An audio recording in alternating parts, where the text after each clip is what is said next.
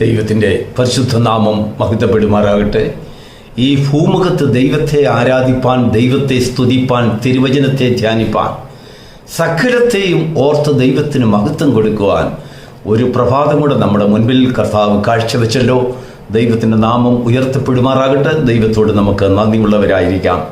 Pentecost Messenger YouTube ചാനലിൽ കൂടെ ഈ പ്രഭാത സന്ദേശം കേൾക്കുന്ന എല്ലാ പ്രിയപ്പെട്ടവരെയും കർത്താവ് ധാരാളമായി ഈ തരുണത്തിൽ അനുഗ്രഹിക്കുമാറാകട്ടെ. ലോകം വളരെ സങ്കടകരമായ ഒരു ആവലാതിയുടെ പരിവേഷമണിഞ്ഞ് നടക്കുകയാണ്. എങ്ങോട്ടോടണം, എവിടെ പോകണം, എന്ത് ചെയ്യണമെന്നറിയാതെ വ്യാകുലപ്പെടുന്നതായ സമയം. ലോകം എന്ന ഒരു വാക്കുകൊണ്ട് ഞാൻ ഉദ്ദേശിച്ചപ്പോൾ നമ്മുടെ കുഞ്ഞുങ്ങളും നമ്മുടെ തലമുറകളൊക്കെയും അവിടെ ഇവിടായി ചിതറിപ്പാർക്കുന്ന രാജ്യങ്ങൾ ഓരോന്നും ചിന്തിച്ചു നോക്കൂ. ആവലാതിയാണ്, ദുഃഖമാണ്, സങ്കടമാണ്. വാർത്തകളും അവരുടെ ചുറ്റും നടക്കുന്നതായ സംഭവ വികാസങ്ങൾ ഒരു വലിയ ഒരു സംഭവബഹുലമായ ഒരു അവസ്ഥയെ അവർ നോക്കുമ്പോൾ എങ്ങനെ, എങ്ങോട്ട്, എപ്പോൾ പോകും? Praise the Lord. സുരക്ഷിതം എവിടെ? ആരാണ് സുരക്ഷിതം കൊടുക്കുന്നത്? അവരൊക്കെ പാർക്കുന്നതായ രാജ്യങ്ങളിൽ അവർക്ക് കൊടുക്കാവുന്നതായ സുരക്ഷിതത്തിനും ഒരു രക്ഷയ്ക്കും ഒരു പ്രത്യാശയ്ക്കും ഒരതിരുണ്ട്. എന്നാൽ അതിരില്ലാത്ത സംരക്ഷണം, സൂക്ഷിപ്പ് തരുന്നത് സ്വർഗത്തിൽ നിന്ന് മാത്രം. ദൈവത്തിന് മഹത്വം ഉണ്ടാകട്ടെ. ഇന്ന് ഈ പ്രഭാതത്തിൽ തിരുവചനത്തിൽ നിന്ന് നമുക്ക് ധ്യാനിപ്പാൻ കർത്താവ് തന്നിരിക്കുന്നതായ ഒരു വചനം 20-ാം സങ്കീർത്തനത്തിൻ്റെ 7-ാം വാക്യം.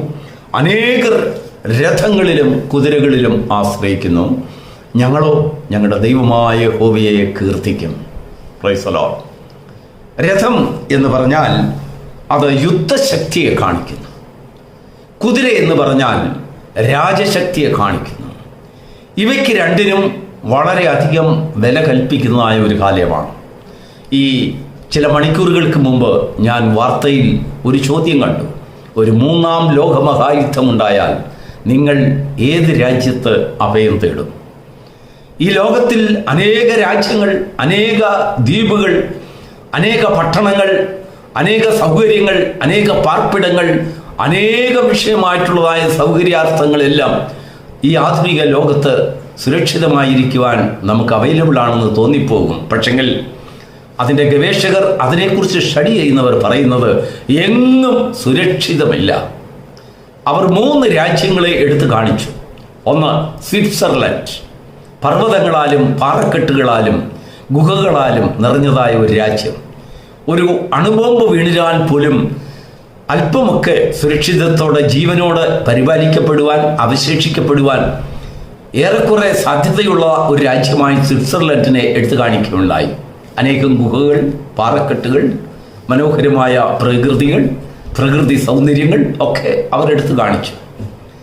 അതിനുശേഷം അവർ പറയുകയാണ്, ഇങ്ങനെ സുരക്ഷിതമായ ഒരു സ്ഥലത്തെ എങ്ങനെ ഭേദിക്കണമെന്ന് ശത്രുക്കൾക്ക് നന്നായിട്ട് അറിയാം. അതുകൊണ്ട് അവിടുത്തെ പാറക്കെട്ടുകളും അവിടുത്തെ സൗകര്യങ്ങളും അതുപോലെയുള്ളതായ സങ്കേതങ്ങളും ഒക്കെ പൊളിക്കുവാൻ തക്കതായ ആയുധശേഖരങ്ങൾ മിക്ക രാജ്യങ്ങളുടെയും പക്കൽ ഉണ്ട്. രണ്ടാമത് അവർ എടുത്തു കാണിച്ചത് ഐസ്ലാൻഡിനെയാണ്. ശത്രുക്കളൊന്നുമില്ല, യുദ്ധങ്ങളൊന്നുമില്ല, ആയുധങ്ങളും ഒന്നുമില്ല. വലിയ ശത്രുതയോ യുദ്ധമോ എന്തെന്ന് പോലും അറിഞ്ഞുകൂടാത്തതായ ചുരുക്കം ആളുകൾ പാർക്കുന്നതായ ഒരു സ്ഥലം. എങ്കിലും അവിടുത്തെ ഒരു ന്യൂനത അവരെടുത്തു കാണിച്ചത് അവർ നാറ്റോ രാജ്യങ്ങളുടെ അംഗമാണ്. അതുകൊണ്ട് ഒരു നാറ്റോ രാജ്യം എന്ന നിലയിൽ ഐസ്ലാൻഡിനും സുരക്ഷിതം ഉറപ്പാക്കാൻ കഴിയുകയില്ല. അതിനുശേഷം അവരെടുത്തു കാണിച്ചത് ന്യൂസിലാൻഡിനെയാണ്. അയൽ രാജ്യങ്ങളൊന്നും അടുത്തടുത്തില്ലാത്ത ഒറ്റപ്പെട്ട് കിടക്കുന്നതായ ഒരു രാജ്യം, കൃഷിയിലും മറ്റും ആശ്രയിച്ചിരിക്കുന്നതായ ഒരു രാജ്യം, സമാധാനമുള്ള രാജ്യം, സുഭിക്ഷമായ രാജ്യം. അതിനുശേഷം അവർ പറയുകയാണ്, ഈ സുഭിക്ഷതയെയും വെല്ലുവിളിക്കുന്നതായ അനേക കുബുദ്ധികൾ നിറഞ്ഞതായ ലോകത്താണ് ഇന്ന് നാം ജീവിക്കുന്നത്. അതിനുശേഷം ആ അവതാരകർ ഒരു ചോദ്യം ചോദിച്ചു. ഒരു 3-ാം ലോകമഹായുദ്ധം ഉണ്ടായാൽ നിങ്ങൾ ഇതിൽ ഏത് രാജ്യത്തെയാണ് അഭയം പ്രാപിക്കുന്നത്? ഇന്ന് നമുക്ക് നമ്മളോട് തന്നെ ഒരു ചോദ്യം ചോദിക്കാം, നമ്മൾ ഏത് രാജ്യത്തോട്ട് ഓടും? ഇന്ന് സമാധാനമില്ലാതെ, സ്വസ്ഥതയില്ലാതെ എങ്ങോട്ടോടണം, എന്താണ് നാളത്തെ സ്ഥിതി എന്നറിയാതെ ഹൃദയത്തിൽ തീ കത്തി കഴിയുന്നതായ നമ്മുടെ കുഞ്ഞുങ്ങൾ, നമ്മുടെ സഹോദരങ്ങൾ നമ്മുടെ സഹോദരവർഗങ്ങൾ, നമ്മുടെ ദേശക്കാർ, നമ്മുടെ രാജ്യക്കാർ, ഇതര രാജ്യക്കാർ, ഒരു രാജ്യത്തിൽക്കാർ തന്നെയല്ല, ലോകത്തിലെ ഇതര രാജ്യക്കാർ, ലോകത്തിൽ അവിടെവിടെയായി തിങ്ങിപ്പാർക്കുന്നത് സമാധാനമില്ലാത്ത രാത്രികൾ തരണം ചെയ്തുകൊണ്ടാണ്. അടുത്ത നിമിഷത്തിൽ എന്താണ് സംഭവിക്കാൻ പോകുന്നതെന്ന് അറിഞ്ഞുകൂടാതെ ഹൃദയത്തെ തകർക്കുന്ന വാർത്തകൾ അനുദിനം വരികയാണ്. കുഞ്ഞുകുട്ടികളുമായിട്ട് എങ്ങോട്ട് ഓടും? എങ്ങനെ അഭയം തേടി വേറൊരു രാജ്യത്തേക്ക് പെട്ടെന്ന് പോകും? സമ്പാദ്യങ്ങൾ എവിടെ? തിരിച്ചു നാട്ടിൽ വന്നാൽ അല്ലെങ്കിൽ അവരവരുടെ ദേശങ്ങളിൽ ചെന്നാൽ ജീവിക്കുന്നത് എങ്ങനെ? സമ്പാദ്യങ്ങൾക്കും അവരുടെ കയ്യിലുള്ളതായ പണത്തിനോ സമ്പാദ്യത്തിനോ നീക്കിയിരിപ്പിനോ അവരെത്ര നാൾ അതിൽ ആശ്രയിച്ച് കഴിയാൻ കഴിയും? എങ്ങനെ കുഞ്ഞുങ്ങളുടെ ഭാവി എന്താണ് സ്ഥിതി എന്ന് ഓർത്തു കഴിയുന്ന ലക്ഷങ്ങൾ ഉറക്കമില്ലാതെ കഴിയുകയാണ്. ഒരുപക്ഷെങ്കിൽ നമ്മൾ കേരളക്കരയിൽ അത്രത്തോളം വ്യാകുലരായിരിക്കില്ല, അത്രത്തോളം വലിയ വലിയ വിഷമങ്ങളൊന്നും ഈ നാടുകളിലൊന്നും ഉണ്ടായതായിട്ട് നമ്മൾക്ക് കാണാനും കഴിയുന്നില്ല. പക്ഷെങ്കിൽ കുഞ്ഞുങ്ങളും തലമുറകളും അന്യദേശത്ത്, അവർക്കവിടെ നമ്മളോടൊപ്പം ചിരിക്കുവാനും പറയുവാനും കഴിയാത്തതായ കാലങ്ങൾ. ഒരു നിമിഷത്തിൽ അവർ വാർത്ത കാത്തിരിക്കുകയാണ്. എന്താണ് സംഭവിക്കുന്നത്? എങ്ങോട്ടോടണം?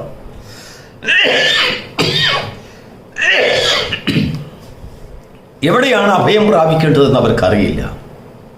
ഞാൻ മുമ്പേ സൂചിപ്പിച്ചതുപോലെ ഒരു ചോദ്യം നമ്മുടെ മുൻപിൽ ഈ കാലങ്ങളിൽ ചോദിക്കേണ്ടതായിട്ടുണ്ട്. നാം ആധുനിക ലോകത്താണ് ജീവിക്കുന്നത്. ഒന്നും അറിയാൻ വയ്യാത്തവരെ, പൊട്ടന്മാരെ പോലും നമുക്ക് ജീവിക്കാൻ കഴിയുകയില്ല. ചുറ്റുപാടുകളെക്കുറിച്ച് നമുക്ക് നല്ലൊരു ധാരണ വേണം.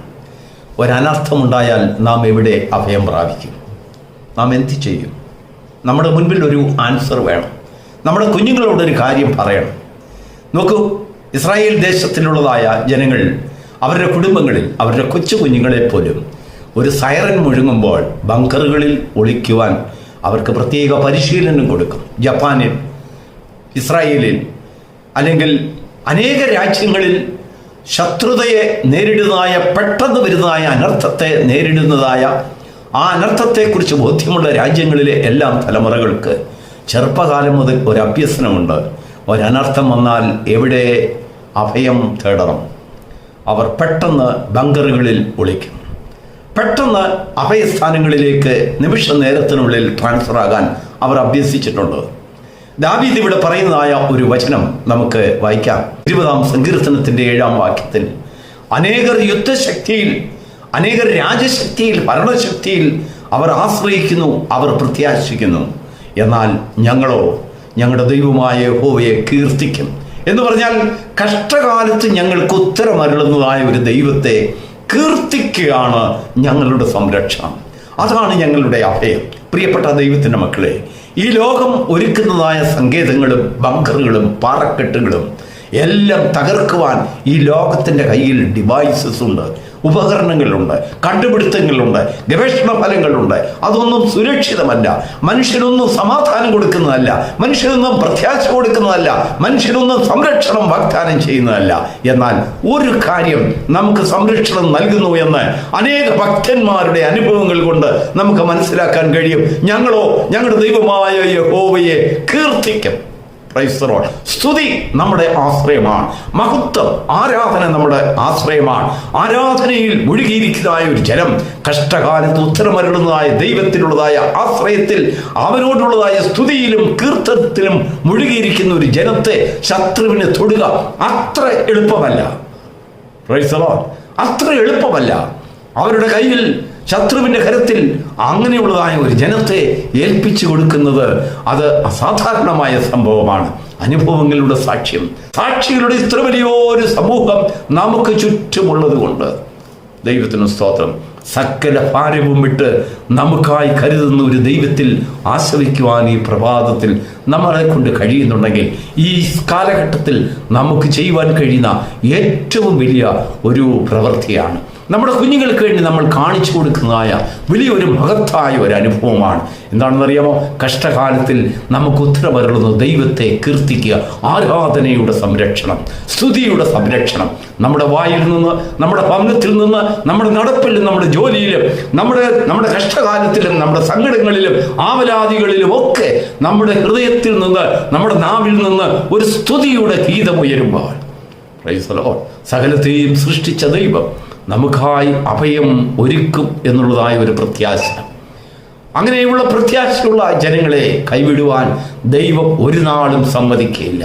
അവർക്ക് അനർത്ഥം വരുമ്പോൾ അവർ എവിടെ ഒളിക്കണം, എന്താണ് ചെയ്യേണ്ടത്, അവരുടെ മുമ്പിൽ എന്ത് കാര്യങ്ങളാണ് അവർക്കായി ഒരുക്കേണ്ടത് എന്നുള്ളതായ വലിയൊരു ജ്ഞാനം കർത്താവ് ഈ സമയങ്ങളിൽ കൊടുക്കും. നമ്മുടെ കുഞ്ഞുങ്ങൾക്ക് കൊടുക്കും, നമ്മുടെ തലമുറകൾക്ക് കൊടുക്കും, നമ്മുടെ പ്രിയപ്പെട്ടവർക്ക് കൊടുക്കും. നമ്മുടെ കുഞ്ഞുങ്ങൾക്ക് മാത്രമല്ല, നമ്മുടെ ദേശക്കാർക്ക്, കഷ്ടതയിലായിരിക്കുന്ന, സത്യുന്നതന്റെ മുഖത്തേക്ക് നോക്കുവാൻ സന്നദ്ധരായിരിക്കുന്ന ഏവരെയും രക്ഷിക്കുവാൻ കർത്താവ് ശക്തനാണ്.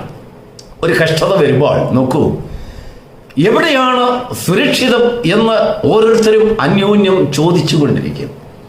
എവിടെയാണ് സംരക്ഷണം, എവിടെയാണ് ആശ്വാസം, എവിടെയാണ് ദാഹജലം കിട്ടുന്നത്, എവിടെയാണ് ജീവൻ നിലനിർത്തുവാനുള്ളതായ സംഗതികൾ കിട്ടുന്നതെന്ന് ആ ചോദ്യത്തിൻ്റെ മുൻപിൽ ഭാഷയില്ല, രാജ്യമില്ല, ജാതിയില്ല, വ്യത്യാസമില്ല, പ്രായവ്യത്യാസമില്ല, ശത്രുതയില്ല, അല്ലെങ്കിൽ ഒരു ബന്ധത്തിൻ്റെയും അല്ലെങ്കിൽ ഒന്നിൻ്റെയും അടിസ്ഥാനമില്ല.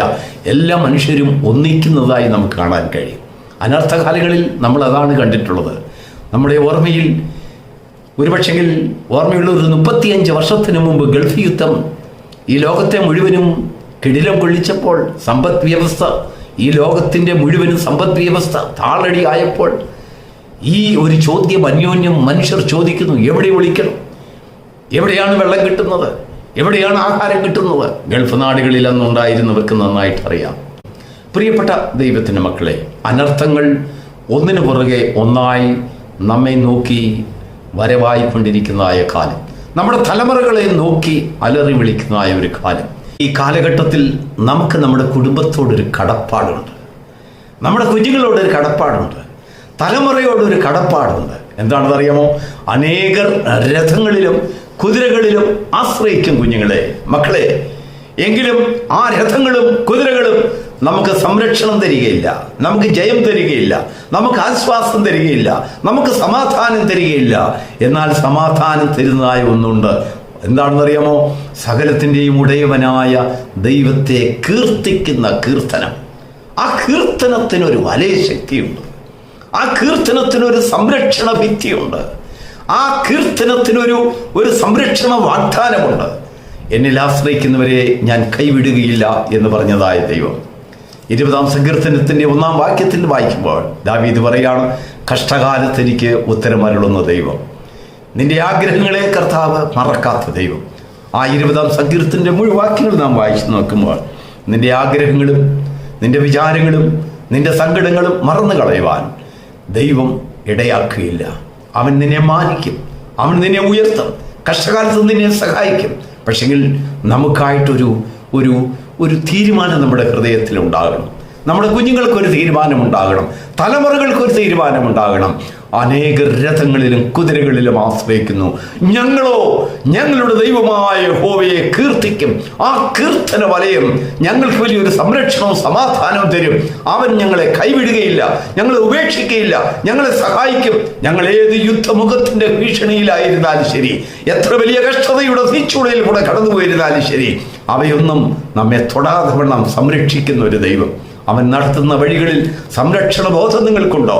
അവൻ നടത്തുന്ന വഴികളിൽ ആശ്രമിക്കാനുള്ളൊരു മനസ്സുണ്ടോ? എങ്കിൽ നിന്റെ ഹൃദയത്തിൽ നിന്നും ഒരു ഇടപെടാത്ത സ്തുതിയുടെയും കീർത്തനത്തിൻ്റെയും നാവുകൾ ഉയരട്ടെ, ശബ്ദങ്ങൾ ഉയരട്ടെ.